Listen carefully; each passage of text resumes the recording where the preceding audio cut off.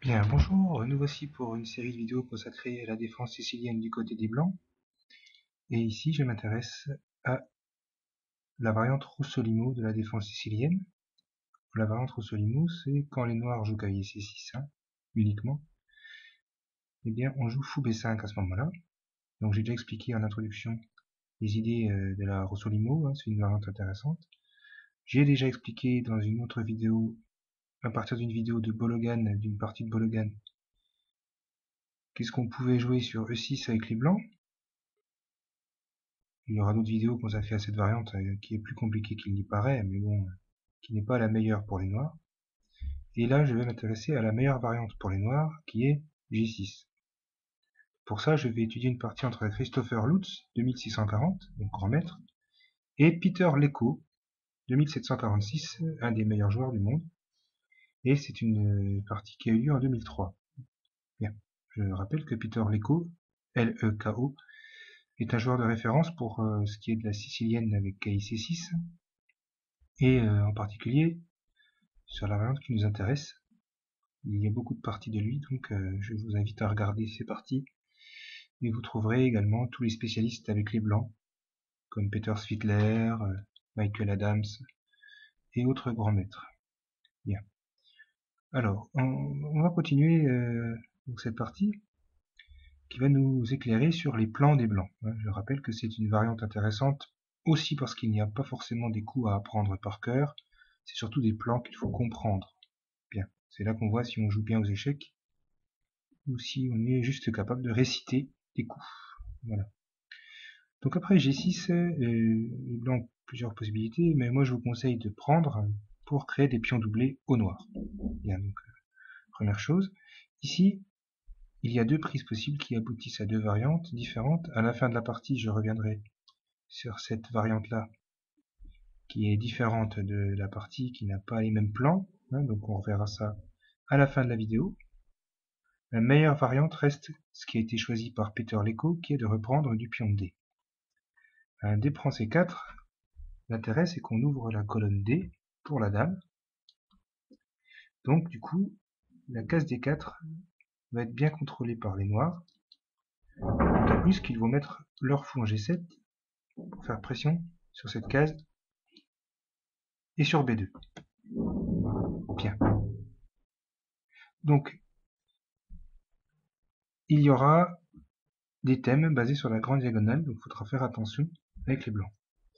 Je précise que dans cette variante, les blancs n'ont pas intérêt à jouer D4 parce que ça, tout simplement, ça enlèverait les pions doublés des noirs. Normalement, des pions doublés, c'est censé être une faiblesse. Et donc après, C prend D4, dame prend D4. Les noirs auraient déjà complètement égalisé, donc ce serait pas l'idéal. Bien. On pourrait même dire qu'ils sont mieux, déjà. Parce qu'ils ont la paire de fous, n'oublions pas. Donc les blancs ne doivent surtout pas ouvrir la position. Tout de suite, en tout cas, parce que les noirs ont la paire de fous.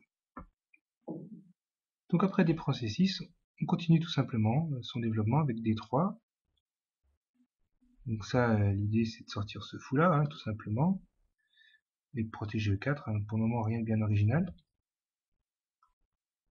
Et après fou G7, on joue H3.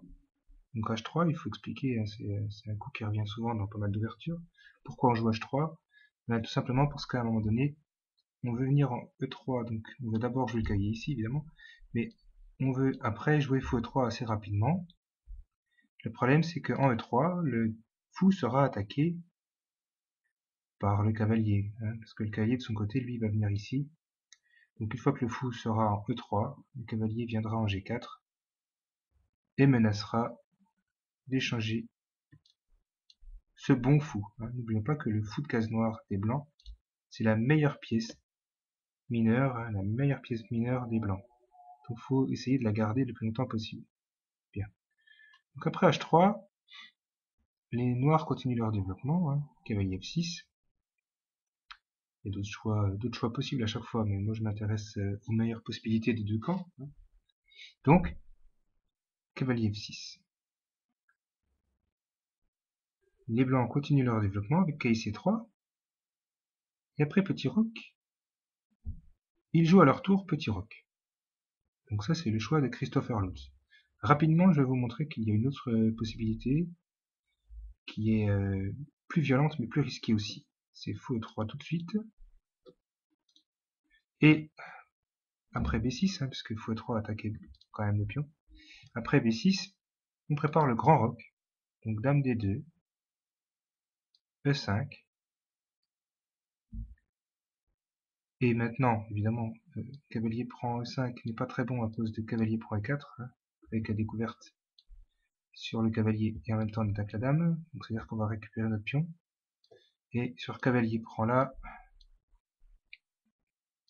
on échange les dames de manière indirecte et on plante ré c4. Donc ça c'est une astuce typique. On a perdu un pion mais on pose des sérieux problèmes aux blancs. On a la paire de fous. Donc les blancs n'ont pas trop le choix ici. Ils sont obligés de rentrer dans une variante qui est défavorable. Ils ont un pion de moins mais une grosse paire de fous qui va rayonner sur tout l'échiquier. Donc c'est surtout à éviter ça. Là on est très très mal avec les blancs. Même si on a un pion de plus. Hein. Bien. Donc c'est pas ça qui m'intéresse. Là-dessus.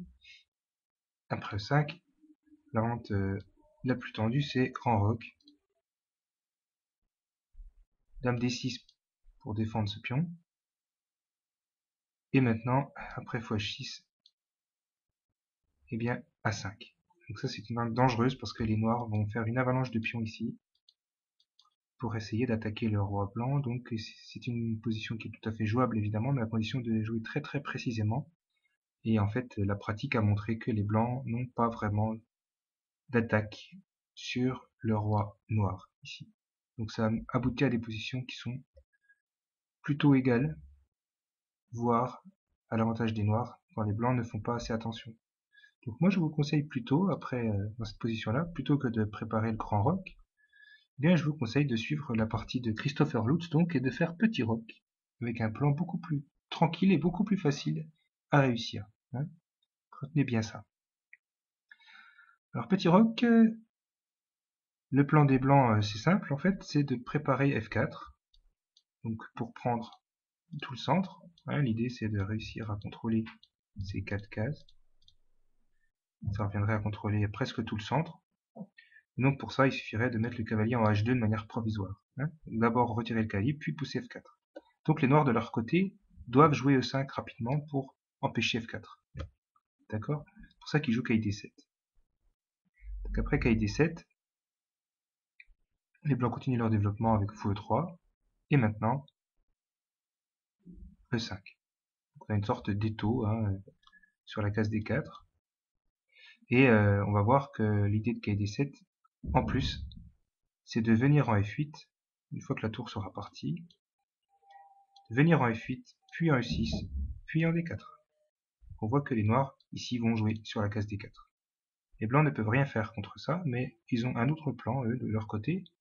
Donc l'idée, c'est que ces deux plans vont s'équilibrer, et si possible, celui des blancs va prendre l'ascendant, c'est-à-dire que c'est celui des blancs qui va devenir le plus dangereux. D'accord? Donc il ne faut pas absolument empêcher le cavalier de venir en D4 ici, on ne peut pas. Ça va juste prendre du temps, donc on va laisser faire les noirs de ce côté-là, mais on va attaquer ailleurs. D'accord? Donc on va voir ça. Bien, donc là on est vraiment dans un jeu de stratégie, hein. C'est ça les échecs, c'est un jeu de stratégie de manœuvre, et c'est ça qu'il faut retenir, si jamais vous êtes amené à jouer ça avec les noirs, aussi. Donc après E5, les blancs jouent dame D2, hein. C'est quoi l'idée de dame D2? Bien, c'est de provoquer l'échange du fou de case noire en venant en H6. Si on arrive à venir en H6, on oblige les noirs à échanger ce bon fou. Hein. C'est un bon fou dans le sens où, si jamais ce pion E5 disparaît,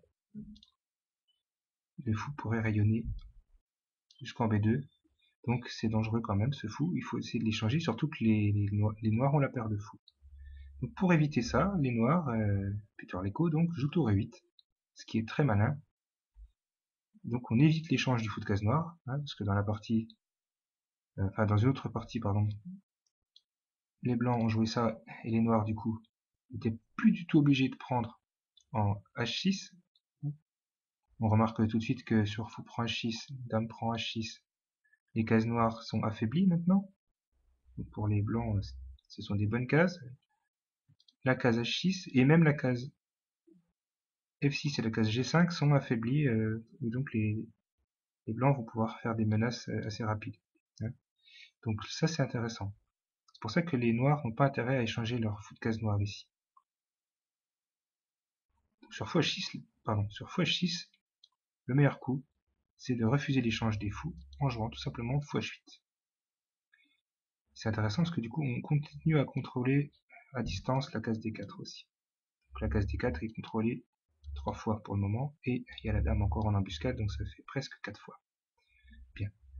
Donc j'espère que vous avez bien compris ça. Hein. Les noirs vont garder leur paire de fous le plus longtemps possible, en espérant que l'opposition s'ouvre plus tard.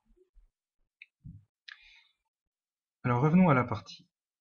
Puisque fou H6 n'est pas bien dangereux, eh bien les blancs optent pour un autre plan. Hein, parce qu'il ne faut pas oublier non plus que on a aussi la préparation de ce plan-là que j'ai expliqué avant, hein, qui va arriver aussi. Donc il faut avoir un plan de son côté avec les blancs, pas se laisser faire.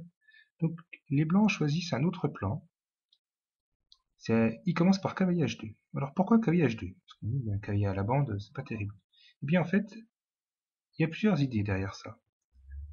D'une part, on va commencer à venir en G4, donc on va jouer fou H6, oui, mais au bon moment. Donc on va jouer fou H6 en même temps que cavalier G4, c'est-à-dire qu'on va jouer cavalier G4 après avoir joué fou H6, et une fois que ce fou se sera replié en H8, eh bien on pourra revenir en G5 avec le fou, et on verra que justement le cavalier va participer à une attaque sur le roi basée sur la case H6, donc on verra ça dans la partie. Et une autre idée derrière cavalier H2 qui est très importante aussi, même si elle n'intervient pas tout de suite, c'est une idée qui va arriver plus tard, on va regarder ce que c'est. Donc après cavalier H2, l'idée des blancs c'est aussi de préparer la poussée F4. Pourquoi faire? Pour ouvrir la colonne F. Parce qu'une fois qu'on aura ouvert la colonne F, eh bien on va pouvoir taper sur ce pion F7, quitte à doubler les tours, s'il faut, hein, parce qu'il ne faut pas oublier qu'il y a cette tour là, donc on doublerait les tours, et on pourrait faire pression sur F7, et sur la case F6 aussi d'ailleurs. Donc on va voir que ces deux plans vont ensemble, peuvent tout à fait aller ensemble, donc les manœuvres basées sur la case H6, et une pression sur la colonne F, une fois que F4 sera joué. Bien. Donc on va voir la suite. Pardon. Après cavalier, après cavalier H2, les noirs ont joué B6. Leur idée c'est de jouer cavalier F8. Pour le moment ils ne peuvent pas jouer cavalier F8. Pourquoi? Parce que s'ils jouent cavalier F8 tout de suite pour continuer leur plan, pour venir en D4 en deux temps, eh bien en fait le problème c'est qu'il y a ce pion qui est plus protégé, donc on perdrait tout simplement ce pion là. C'est pour ça que les blancs ne se sont pas précipités à jouer, n'ont pas joué fou H6 en premier. Hein, c'est pour ça que dans cette position là les blancs n'ont pas joué fou H6 tout de suite. Ils voulaient d'abord que les noirs perdent un temps en jouant B6. D'accord? Donc cavalier H2 est plus malin. Et seulement après B6, là on joue fou H6. On attend que les noirs aient gaspillé un temps, en quelque sorte, ou en tout cas dépensé un temps, parce que c'est un temps qui est toujours utile, parce qu'il défend quand même ce pion. Et bien, c'est seulement maintenant qu'on joue fou H6. D'accord? Donc là, je voudrais quand même revenir sur une autre idée qui a jamais été vraiment essayée à haut niveau, qu'on pourrait essayer ici. Maintenant que B6 a été joué, c'est A4. Hein. Donc c'est un autre plan qui n'a rien à voir. L'idée de A4, c'est que on menace de jouer A5 pour ouvrir la colonne A et affaiblir le pion B6. Hein, affaiblir le pion B6. Dans le cas où on arriverait notamment en finale. Donc c'est un plan d'attaque plutôt à l'aile dame, du coup, pour profiter de l'avance de développement qu'on a. Parce qu'on a encore une toute petite avance de développement, du moment que le fou n'est pas sorti. Donc on peut essayer de rentrer à l'aile dame aussi. C'est un plan qui vaut le coup d'être essayé aussi. Bien. Donc, ceci dit, les noirs peuvent jouer A5. Et là, on revient en quelque sorte à ce qui s'est joué dans la partie. À la différence près, c'est que dans la partie, il n'y a jamais eu A5. Voilà, mais on peut revenir sur le même plan. Donc après B6, les blancs ont préféré jouer non pas A4 comme je l'ai dit ici, mais fou H6. B6, pardon, je reviens, excusez-moi. Fou H6. Et donc les noirs ici n'ont pas intérêt à échanger les fous de cases noires, puisqu'ils doivent défendre les cases noires à tout prix. Alors, le roc serait très très affaibli, je l'ai déjà expliqué, après l'échange des fous de cases noires. On aurait un trou en H6. Donc on replie le fou en H8. Maintenant que ce fou est replié en H8, c'est le cavalier qui entre en scène, KIG4. L'idée c'est de garder l'ornier sur cette case-là, donc d'enlever le fou pour ensuite mettre le cavalier et faire échec. On va voir, il y a plusieurs idées derrière. Et le cavalier en G4 va être pénible. Hein. On peut pas trop jouer ici avec les noirs, on peut pas trop se permettre de jouer F5.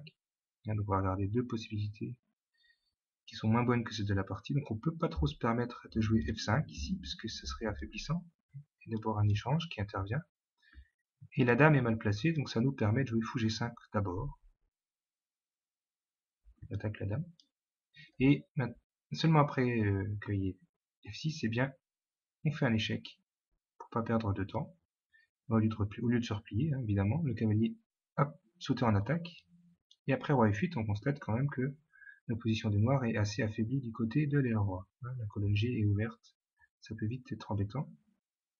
Et on a des pièces qui commencent à être bien postées du côté des blancs, des pièces qui sont bien postées en attaque.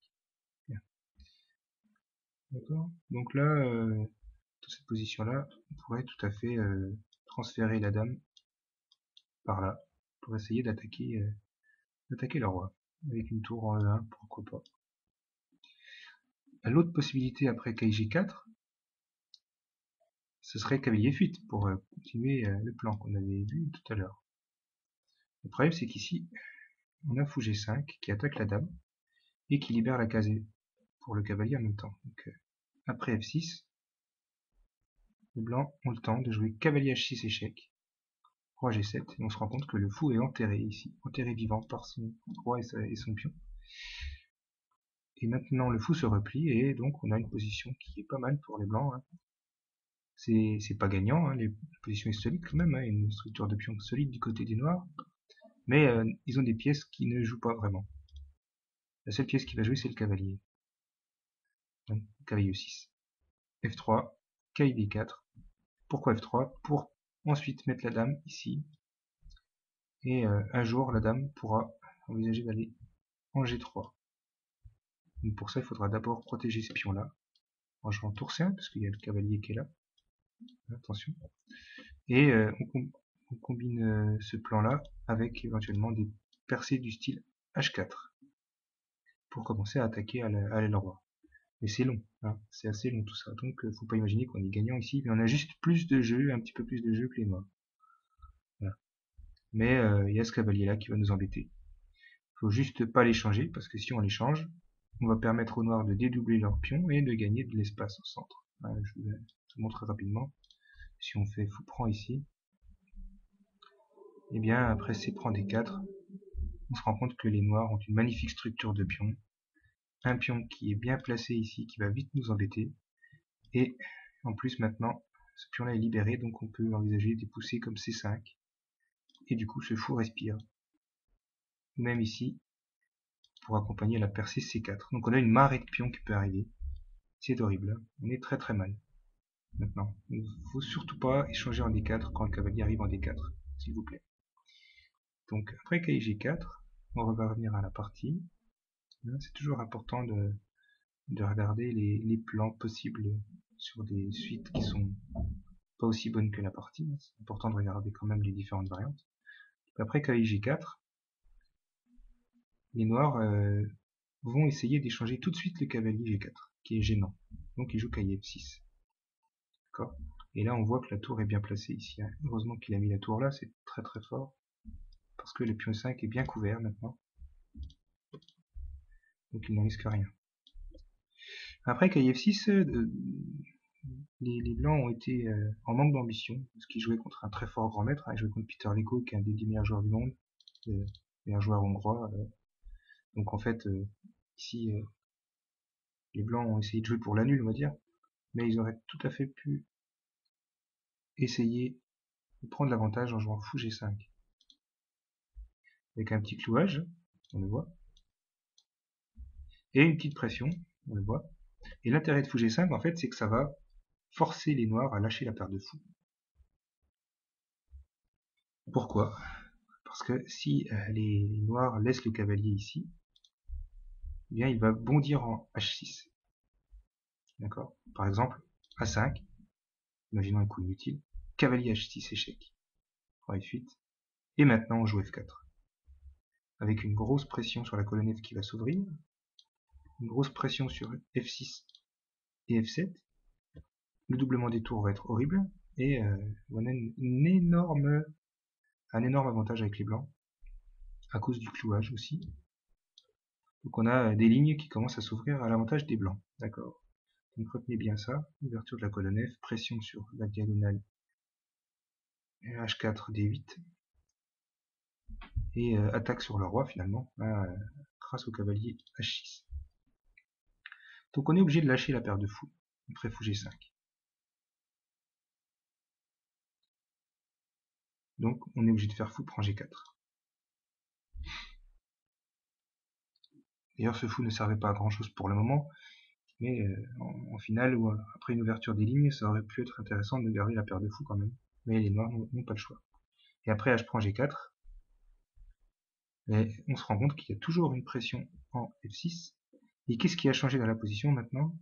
C'est l'ouverture de la colonne H. Donc là, en fait, on a un plan qui est tout tracé, hein, qui pourrait arriver. C'est des plans à base de F3, roi F2 et tour H1, avec attaque sur la colonne H et en particulier sur H7. Donc ici, c'est une partie qui a été jouée d'ailleurs, ce que je vous montre là. Ah, c'est une partie où les noirs ont joué H6, lâché un pion. L'intérêt, c'est que si on prend le pion en H6, c'est ce pion-là qui tombe. Donc d'abord, on lâche notre fou de case noire, on prend le pion, et en échange, les noirs vont réussir à activer leur fou de case noire et de faire une pression sur la colonne H. Donc là, on s'accroche à notre pion pour le moment, mais on défend. Il ne faut pas essayer d'attaquer tout de suite. Et c'est seulement après avoir joué roi G2 qu'on est en sécurité. Parce qu'il ne faut pas oublier qu'on pouvait se faire attaquer, il pouvait y avoir une attaque de mat. Donc le roi en G2 permet à sa tour de venir plus tard ici pour éliminer la tension sur la colonne H. C'est important ça. Donc, surtout quand on a gagné un pion, déjà on enlève le jeu adverse. Le jeu adverse ici sur la colonne H, donc on échange les tours. D'accord? Voilà. Là, les noirs ont un petit peu de jeu quand même, faut faire attention, mais on a quand même notre pion de plus, donc on va s'y accrocher et préparer tranquillement la poussée F4. Voilà. Donc ça aurait pu être très intéressant. Donc je le récapitule. Donc dans la partie, au lieu de jouer ce qui a été joué dans la partie, on va voir ce qui a été fait. Il aurait fallu jouer fou G5, donc retenez bien ça. Fou G5 ici pour faire pression. Forcer les noirs à échanger. Et ensuite attaquer sur la colonne H pour les blancs. Ou sinon gagner un pion. Gagner pion H6. Voilà. D'accord? Donc tout ça évidemment il faudra le rentrer dans son répertoire. C'est une variante qui mérite d'être travaillée au niveau des thèmes. Donc attaque sur le roi par exemple. Bien. Dans la partie donc, après cavalier F6, les blancs ont accepté l'échange. Cavalier prend F6, ce qui est dommage parce que leur cavalier avait dépensé beaucoup de temps pour attaquer, et au lieu d'attaquer, il s'échange, ce qui est dommage. Maintenant on arrive à une position qui est égale. Dame prend F6, donc la suite va aller assez vite. A4, donc l'idée de A4, on l'a dit, c'était éventuellement de provoquer des affaiblissements à l'aile dame. Mais dans cette position-là, ça ne suffit plus. On n'a plus assez de pièces pour vraiment que ce soit dangereux. Donc la dame revient en D6 pour la case D4. Hein. A5, fou 6. Donc on met les tours en liaison. Si jamais la colonne s'ouvre, si jamais la colonne A s'ouvre, eh bien, on n'est pas en danger. La tour A est protégée, hein, donc on ne risque rien. B3. En fait, pourquoi B3? Parce que les blancs veulent jouer F4 à un moment donné. Donc il faut mettre ce pion-là plutôt sur case blanche pour éviter qu'il soit en prise un jour. Parce que si on jouait par exemple cavalier E2 pour préparer F4, eh bien on se rend compte que le pion B2 n'est plus protégé et que en prenant en F4 quand les blancs auront joué F4, eh bien on perdrait ce pion. C'est pour ça que les manœuvres, la manœuvre qu'on va voir là dans la partie servent à ça. D'abord, fou 6, B3, c'est pour que ce fou-là tape dans le vide en fait, une fois que ce pion-là aura disparu. Donc on va d'abord enlever ce cavalier, puis enlever cette tour. Et le fou tapera dans le vide. Donc dans cette position-là, Peter Lecco s'est contenté de l'annul en échangeant les fous de case noire finalement. Il s'est dit qu'il n'avait rien de mieux à faire. Donc il a joué fou G7. B5 est intéressant aussi. Il ne faut jamais sous-estimer ça, B5. Et l'inconvénient c'est que ça affaiblit un peu ce pion-là quand même. Donc voilà. Donc sur B5, l'idée ça aurait été d'enlever le cavalier, donc de le mettre en E2. Puis d'enlever la tour, en la mettant par exemple en D1. Et à ce moment-là, seulement après, on joue F4. Voilà, comme ça, il n'y a plus rien sur la diagonale en fait. Faut pas que le fou soit trop dangereux. Bien. Donc B3, fou G7, les blancs ont échangé. Cavalier E2, F6, donc ils blindent en quelque sorte, hein, les noirs blindent la position. On liquide, A prend B6, A prend B6. Dame C3 pour prendre les cases noires. Et notamment bon, pour commencer à empêcher la dame de venir en D4 plus tard, quand le cavalier sera parti. Donc là, c'est plus très intéressant. Fou F7, tour prend A8, tour prend A8, tour A1. On échange tout. Hein. Donc tour 1, c'était le but. En fait, le dame C3, c'était la vraie raison de dame C3, c'était de contrôler A1 pour prendre la colonne si besoin. Donc évidemment, les noirs ici ont pas du tout intérêt à prendre la tour, hein, parce que tour prend, dame prend, et maintenant c'est les blancs qui ont la colonne. Donc c'est pas recommandé. Hein. C'est sur tour 1, dans la partie, les noirs ont joué dame B8, évidemment.